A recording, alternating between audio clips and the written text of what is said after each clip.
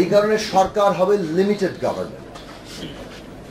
Limited government মানে হচ্ছে limited পাওয়ারের গভর্নমেন্ট। তার ক্ষমতা সীমিত হবে, তার ক্ষমতা চেক অ্যান্ড ব্যালেন্সের মধ্যে যেতে হবে, তার ক্ষমতাকে কোনো না কোনো ফর্ম অফ অ্যাকাউন্টেবিলিটি যেতে হবে। অ্যাকাউন্টেবিলিটি, চেক অ্যান্ড ব্যালেন্স যেতে হয়, তাহলে তার মধ্যে সেপারেশন লাগবে। এই কনসেপ্টটাই কিন্তু আজকে পর্যন্ত টিকে আছে। বাকি এসব ম্যাগনা কাটা পুরোনো জিনিস হয়ে গেছে, ওগুলো নিয়ে কেউ ঘাটাঘাটি করে না, কারণ আপনাকে তো প্রতি মুহূর্তে লিখতে হবে। এখন আমরা কোনো কিছু তো নতুন করে লিখি না। নতুন বলে তো আসমানি থেকে কিছু পড়ে না, বরং এটা মূলত হচ্ছে যে আমরা আসলে যেটা করি সেটা হচ্ছে consciously carrying into effect the old world. পুরোনো কাজটাকেই আরো সচেতনভাবে আমাদের জন্য এফেক্টিভ করে তুলি, আমাদের সময়ের উপরে। সুতরাং বাংলাদেশে যদি কেউ নতুন সংবিধান লিখতেও চায়, তার মানে এই যে আমরা আকাশ থেকে নতুন করে একটা জিনিস শুরু করবো তা না। আমাদের প্রিটেক্সট, আমাদের যে কনটেক্সট, এইটাকে আমরা বাদ দিতে পারবো না, এটা রেখে আমাদের শুরু করা দরকার। সেই জায়গা থেকে সংবিধান যদি উইল অফ দি পিপল হয়, তাহলে সেইটা বাংলাদেশের বর্তমানে উইল অফ দি পিপল আমরা কিভাবে ঠিক করব, আমার কাছে মনে হয় যে এইটা আমাদের পলিটিক্যাল উইজডম, এটা দিয়ে ঠিক করা দরকার। 5ই আগস্ট আমরা অপেক্ষা করছিলাম, ওই স্পার্কটা অপেক্ষা করছিলাম যেটা দাবানলটা তৈরি করবে।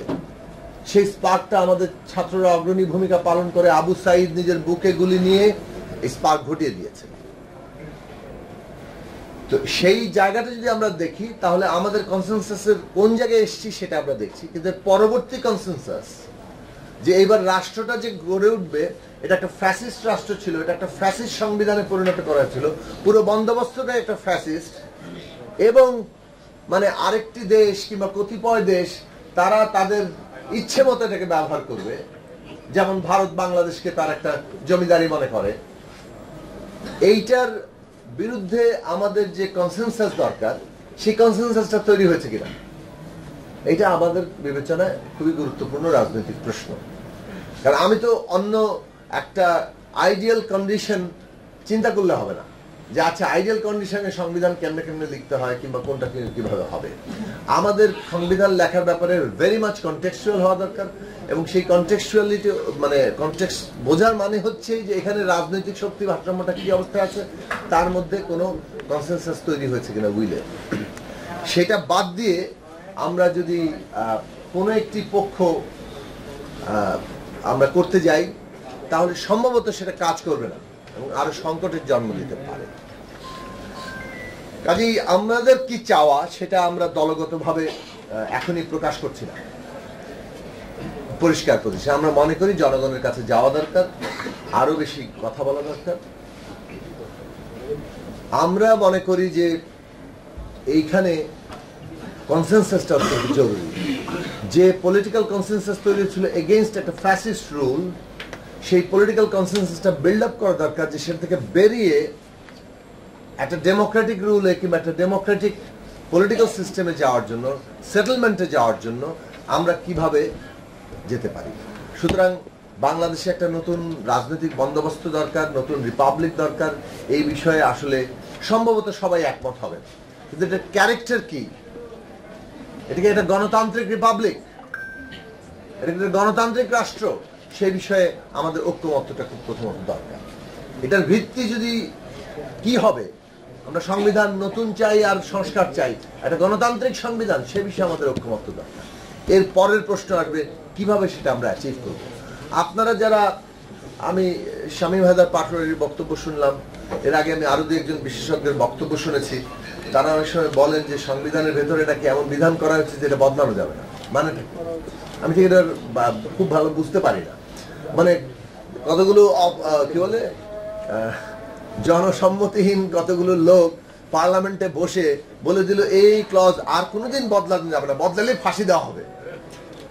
তো ভাই, আপনি যদি একটা নতুন, আমরা যদি একটা সংবিধান বাতিল করে দিই, বলে যে আমরা বিপ্লব করেছি, এরপর আমরা একটা কনস্টিটিউয়েন্ট অ্যাসেম্বলি করি, তারপর একটা সংবিধান করি, আচ্ছা ওরা যদি কোনোদিন আবার ক্ষমতায় আসতে পারে, এর সবই তো বাতিল করে দিতে পারে, তাহলে আপনারা আবার ফাঁসি দিতে পারে। এই আলোচনা করার মানে আছে নাকি? ও 2/3 করে এটা বাতিল করছে, আমি 2/3 করে এটা বাতিল করে দিব।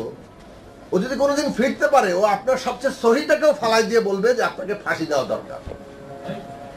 ফাঁসি ইজ রেডি ফর আস যদি কোনোদিন তারা ফিরতে পারে। সুতরাং এই আলোচনা করার অর্থহীন। এই যে লিগ্যালিটির পেছনে শক্তি, আলটিমেটলি পিপলস পাওয়ার। যদি জনগণ তার হাতে থাকে আপনার সব লিগ্যালিটি উধাও হয়ে যাবে। যদি জনগণ আমাদের সাথে থাকে তাহলে জনগণ এই নতুন লিগ্যালিটির পক্ষে দাঁড়াবে। আইন মানে শক্তি আইন তৈরি করে, জনতা আইন তৈরি করে। সুতরাং আইনের বিষয় নিয়ে আমার মনে হয় এই তর্কে ঢোকার কিছু নাই যে সংবিধানের ভিতরে এটার আসলে স্কোপটা কতটুকু।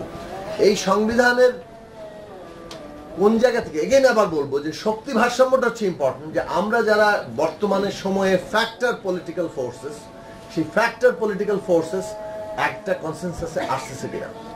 এই কনসেনসাস বিল্ডিং হচ্ছে এই মুহূর্তে নতুন রাষ্ট্র নির্মাণের সবচেয়ে গুরুত্বপূর্ণ অংশ। যে ঐক্যমত্য তৈরি হয়েছে এগেইনস্ট ফ্যাসিজম, সেই ঐক্যমত্যকে নতুন গণতান্ত্রিক রাষ্ট্র নির্মাণে রক্ষা করা, তাকে একটা সত্যিকার অর্থে গণতান্ত্রিক বন্দোবস্তের জন্য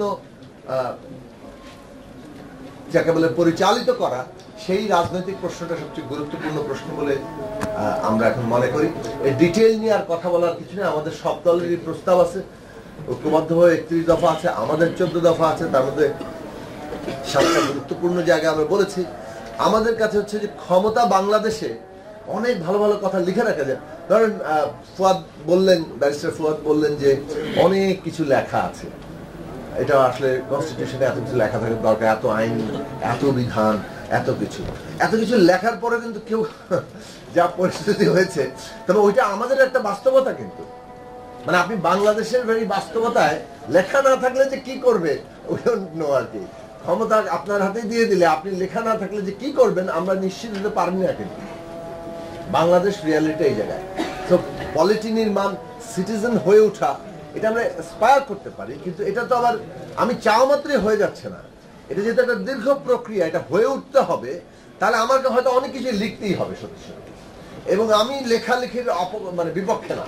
লেখা যদি আরো বড় সংবিধান বানাতে চান তাতে আমার কোনো অসুবিধা নেই, লিখেন, ডিটেইল থাকুক। কিন্তু কি লিখছি আমরা? আমাদের কি সত্যিকার অর্থে ওই যে ব্যালেন্স অফ পাওয়ারটা থাকছে? আপনি যদি কনস্টিটিউশনাল পোস্ট কি এখন ধরেন অডিটর জেনারেলের পদ কি কনস্টিটিউশনাল পোস্ট না এটা সংবিধিবদ্ধ প্রতিষ্ঠান? যে কি বলে ফুল কনস্টিটিউশনাল, হ্যাঁ মানে চ্যাপ্টার আছে। কিন্তু এই কনস্টিটিউশনাল পোস্টের নিয়োগ কার হাতে হবে?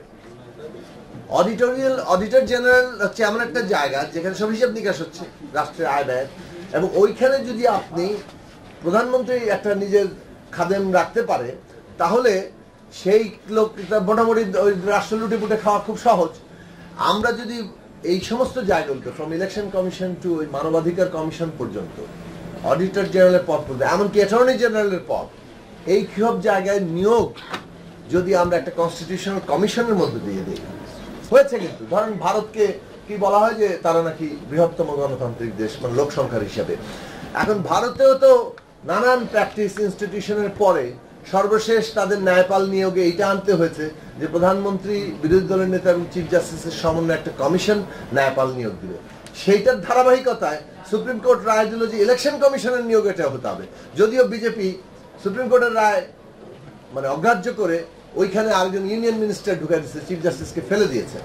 কিন্তু তাদেরকে তো এটা আসতে হচ্ছে। তার মানে গণতন্ত্র কোনো নিশ্চিত গ্যারান্টিড ব্যবস্থা না, এটা কন্টিনিউয়াসলি একটা চ্যালেঞ্জের মুখে পড়ে, এটা সংকটের মধ্যে পড়ে, এটা উত্তরণের জায়গায় যায়, এবং সেইটার জন্য নানা ধরনের পদ্ধতিগত প্রশ্ন আসে। এবং যদি জনগণের মধ্যে একটা সিরিয়াস মানে দ্বন্দ্ব তৈরি হয়, সেটাকে ঐক্যবদ্ধ রাখার জন্য এই ধরনের নিউ সেটেলমেন্টগুলো এঙ্গেজ হয়। এখন ভারতীয় ইলেকশন কমিশনের নতুন সেটেলমেন্ট